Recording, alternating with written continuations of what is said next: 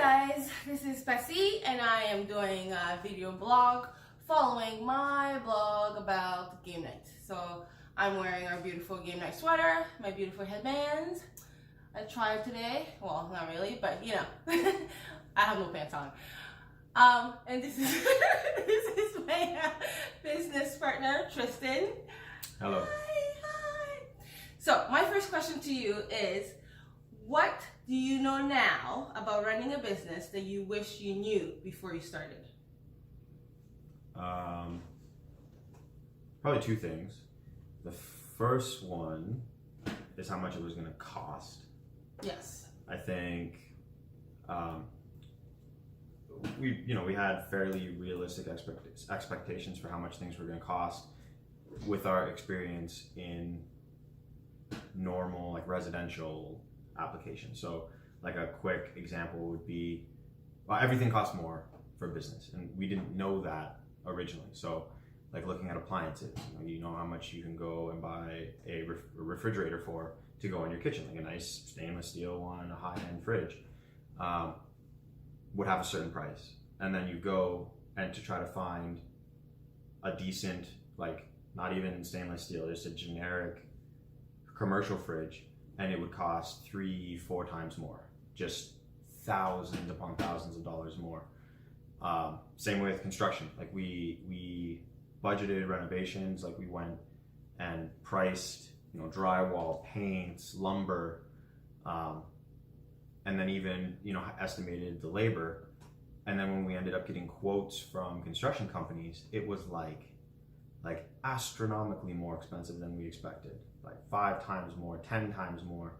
And even the quotes that we were getting back weren't even really consistent. We were getting some that were like 2 to 3 times more expensive than other quotes. So like that huge price increase for commercial applications just really caught us off guard. So our original budget kind of went to shit because we didn't realize how much more expensive commercial applications were, just for everything. Yeah, and I think that's what we decided to pretty much just do the job ourselves. And well, Tristan is a jack of all trade, and he's like, well, we can just YouTube it, and then we'll be able to do it. We did as much as we could. We could, because we were lucky that we can do the plumbing. We can do the plumbing. We couldn't do the electrical. That's true, but we had a landlord who was able to help us out do some of the renovations. Like he had in-house. Yeah, people on staff. He's like, well, I can lend you guys my guy, and it'll be cheaper than you guys actually hiring somebody to do it. So we were lucky that way, and we were lucky too that we had our parents that came every weekend. If you read my blogs, they came every weekend to help us do the renovations and drywall, sanding, painting, building the accent wall. Yeah. And cleaning. Cleaning was insane. Destroying some a room. Demolition. So it was a crazy experience, and we weren't prepared for it. When I wrote the business plan, when you write the business plan, everything on paper seems like fine, but once you actually get into the meat of things, then everything starts, little things that you didn't expect are just adding up, and then you have to decide and just make, sometimes you just have to do your own work to cut the costs. Yep. Then the second thing that I would say that I learned, or that I wish I knew, is how consuming it would be. And I mean, that sounds expected. People are like, oh, running your own business, that's a big undertaking. But I guess I expected it to be consuming, and it's so much more even than I expected. I expected, and I don't mind the hours. I can put the hours in. It's the mental domination that it has, even when I'm not there. When I'm not at game night, I'm thinking about it. Thinking, should I be doing marketing? Should I do I have social media posts for this or for today? Have I taken pictures? Oh, I forgot to take pictures. Yeah. Have I placed the order for this week? We've got several suppliers, and we have to place our orders weekly to fulfill our customer requests. Yeah. So just that mental capacity, I was not ready for the load that was going to add to our just every day, all the time. It's on the go. So for new people who are thinking of running a business, entrepreneurship is a 24-hour job. It never ends. Again, that's where like yeah, surprise. It's fun. We love it, but it's like non-stop, and that's why it's always important to always, for your mental health, take a break. Like have a day off during the week. That's true. It's very important, or you will crash and burn. And yes, you want to build something, you want to create your dream, but you also need to love it and have fun. Because if you're not having fun, then what's the point of building? And you won't enjoy it, and then you'll quit easily. If you're not having fun, you'll be like, well, this is not fun. I don't want to do it anymore. And I think for us, yes, it is consuming. Yes, we have no friends. We have a ton of friends. We just don't get to hang out with them. Yeah. Some of us have more friends than others, but that's just another story. So make friends easily. Shade. But it's like there's sacrifices. Like for new people trying to dip their toes into the entrepreneurship world, that's a sacrifice that you'll have to make. That you won't have friends to hang out with. People will be like, hey, what are you doing? How come you're not here? How come you're missing family events? And you'd be like, I am working. I'm trying to make my dream come true. And you have to keep in mind that one day it'll end. You'll get your friends back, but you're not going to get it in the first year. Because we're technically you're suggesting that everyone will be able to eventually hire people to do their job for them? Well, we're still in the first year and we still haven't hired anybody. But to be fair, our first year is also the year where COVID happened. Yeah. So we can't really judge. I guess I probably should have said that. Something that I knew now that I wish I knew before starting a business is that within 6 months of launching our business, epidemic was going to hit the world and we were going to be forced to close. I wish I knew that. Yeah, and I will say also expect the unexpected. It's true. Nobody would have expected COVID. Well, not COVID, but it could be other things that you're not thinking about, or you didn't budget, or. But if you don't expect it, how are you supposed to expect it? Well, you have a plan, but not if everything is going to happen according to plan. Okay, that's basically what I'm saying. I'm gonna revise that edit it a little bit to be prepared to change your plans. And that's called life. Yes. Yes. That's basically what it's called life. My second question would be... What? There's more questions? Yeah, there's always more questions. There's almost 10 minutes in. There's more questions. Okay, what's the next question? My question is, how do you feel, or I guess, what is your feeling of having a partner that is also your spouse? What is the thing that you love about it and the thing you hate about it? Or not hate or dislike or whatever. It's great. I'm, I think, in a pretty good position that I really like hanging out with you and spending a lot of time with you. So, like some people, there's some aspect where going to work gets you away from your significant other or your family, like your kids running around. Like there are times when Monday morning swings around and I'm like, oh yeah, I get to go to work and hang out with adults instead of having to deal with all the kids. That I don't really find that as much with game night. I would say we've gotten along really well. We work together really well. Probably the only bad part about it is when we disagree. Yes. Because you'll always disagree. We don't always disagree. Not always, but I think when we started, we were like, yeah, we know how to like run things. We've like been together for like 15 years, 16 years, so we can do it. And then once you enter into the business aspect of it, things are very different. The one thing that I want to mention is if you ever go into a partnership, always sign a contract, create a contract. Then, because the contract will detail your boundaries, what you're expecting the other person. So everything, so when you get into conflict, you have that to kind of back you up and also protect you. If something ever happened, if you guys get into a fight and you like want to separate or break up the partnership, we did a contract because my business plan required that if you were going to be in a partnership, you had to do a contract. And because if you were going to ask for investment, it was they wanted to see a contract. We didn't ask for investment, but we still did a contract. And I think sometimes when we get to like arguments, at the beginning when we were getting into arguments, we were like, well, we have to make decision together. We have to run things by each other, which is true. But I think now I don't. If I disagree, there's certain things where Tristan would be like, I really, really, really want it. And then he tells me his reason for wanting it. And I'm like, okay, well, I don't see why I would, like, I don't agree with him, but it's not, like, worth a battle about, like, to fight about. So I was just like, you know what? You can have this one. Example, retail. In our original business plan, we didn't have the retail portion. But Tristan was like, because we're competing against other people, I would like to have a retail portion. And I was like, well, I don't want to put money into the retail buying inventory right now because we're just starting. I just want to, like, you know, follow the plan. And he was like, I really, really think we should do it. And I think we did talk about it. We had disagreement about it. And at the end, we decided to go with retail because you were really passionate about it.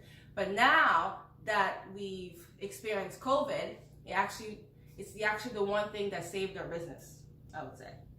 Well, because we weren't making any money selling food. We weren't making any money selling memberships or stay and play passes. Yeah. So retail was the only sales driver. Yeah. So sometimes not all wars. You don't have to fight all wars. You don't have to go. And, not every hill is worth dying on. Yeah. Like there's other stuff that you can just be like, I'll let you win this one, the next one, you know. The next one. Yep. Anytime she lets me win one, I know the next one's going to be worse. So pick your battle very, very carefully. And I would say, from my perspective, the best thing about having you as a partner is that we are running a game store. And then most of the games are like Warhammer and stuff like that I not familiar. I am familiar with it, but it's not something that I'm very knowledgeable about. And then Tristan takes the lead. So we've decided that he's taking the lead about Warhammer, but he always includes me in decisions. Like if we're buying stuff, he always asks me my opinion. If there's a release, so he always includes me, and he never explains things to me. He always explains in a way that I understand, and that makes me feel like I'm a partner in everything that we do together. And I think that's the best part about having you as a partner.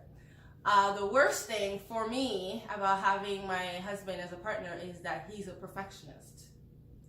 And that's why I do help building terrains, not that much, because I'm always criticized and I'm never doing anything perfect. So I just, let it go. I can remember when we were building the tables. I wouldn't say you're always criticized. I would say that I'm overcritical, which is true, and I've had to tone that down. I've tried. I've made a conscious effort. Because I'm like, dude, with the table, when we were building the table, and then Mom and I were painting the table, we painted like 5 times, and you were like, no, it doesn't look good. And we're like, it's not, even if we do more coat, it's still gonna look the same way. And you were like, no. And then I think you just gave up. Because we were like, we're not gonna paint this. This looks fine. There's like 15 other tables that we have to do, so this is the best that you're gonna get.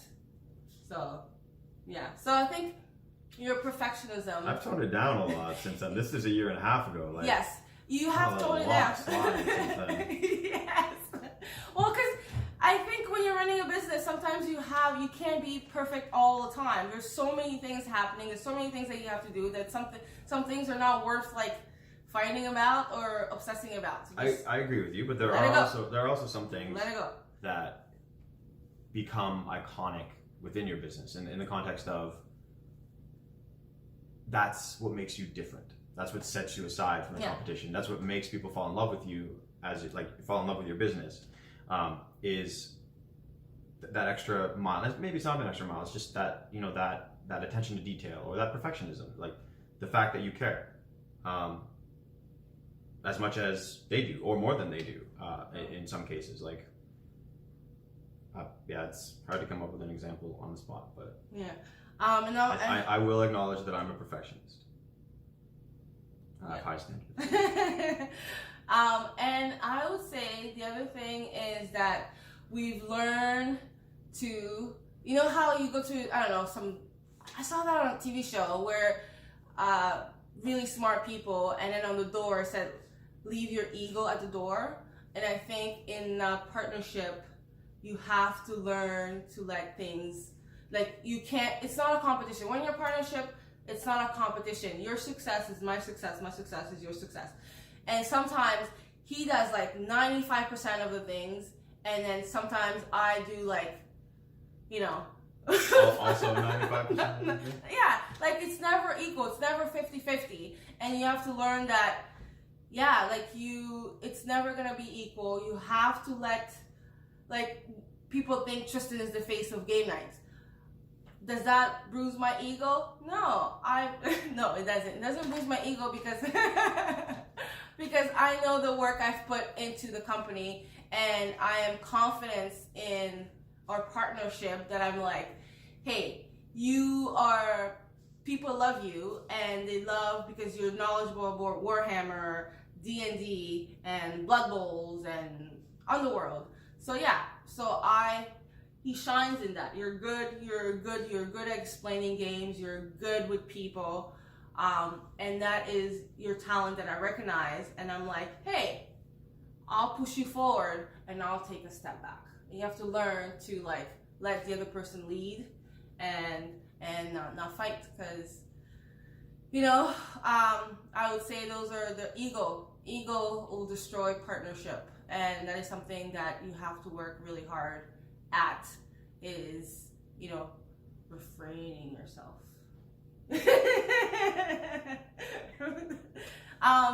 So my other question is, how many questions you got? I have a lot of questions. Think people have like unlimited time to just watch YouTube? Do you? You're in cool. Some people are still like in question number 3, let's go. Some people are still in lockdown is the word you're looking for. Yes, it's still in lockdown. Oh, now I've lost my train of thought. Good thing you wrote them down. I did, but I'm not gonna look into my book. I wanted to know.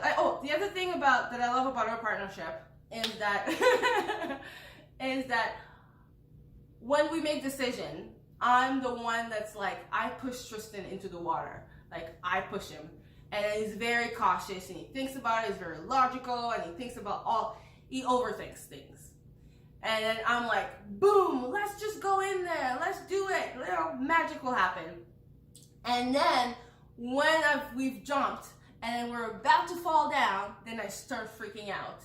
And then you have to like pull me back and be like, we already jumped, so let's make this work. That's actually a pretty fair metaphor. Yeah. That is our relationship. And I love that about us, because I think we balance each other really well. I don't remember my third question, but what would you like to tell people that are thinking about just starting a business, or not even a business, just starting a business, or about their ideas? Oh, there's no such thing as stupid ideas, by the way. If you have an idea, and there may be like 5 McDonald's, and that's okay. And if you have an idea that can change that McDonald's, or make a McDonald's better, or more hip-hop McDonald's, whatever your idea is, do it. Just follow your dreams, follow your instincts, and do it. Because you know what? If you don't do it, somebody else is gonna do it. And you don't want to be there and regret, oh, I wish I could have done that. I wish I had been more, what's the word? Where you're like, ambitious, Take initiative. Take initiative. You should always take initiative. And nobody can read your mind, and nobody can speak up for you. Like, or even in our partnership, if I have something to say, I say it, because I know you can't read my mind. Even sometimes I wish you could read my mind. Still can't. You still can't read my mind. But, so you need to speak. If you're not happy or with the decision that you guys made, make your voice heard, because then you'll regret it, you'll resent it, or resent your partner. So always speak your mind, and don't make yourself a victim or put yourself in the background. You know, it's your business. You know, stand up for yourself if you're in a partnership. What else? What else would you like to tell our friends? It's hard work, but work hard. Work hard and have fun, and then we'll see you next time. Maybe wait until COVID. Oh yeah, and then if you unless you have some kind of idea that would thrive in a lockdown environment, yeah, maybe wait till COVID's done. and if you like board games, if you want to learn about Warhammer, you know, game nights in London, game night leagues, we're here for you for your entertainment. And I found this really cool video on TikTok. TikTok is also a rabbit hole. And I thought that this is a really good video for people that feel stuck. So here it is. You may be confused. I know you may be questioning what your purpose is. You may not know what to do with your life. But uncertainty is a good thing. It's childlike. It's full of questions, curiosity, and opportunity. My friend, embrace the space that you are in right now. There's something new to discover about yourself. And once you find that, it's going to be a new, beautiful version of yourself blossoming into the world. So have patience, have grace, and remind yourself how strong and beautiful you truly are.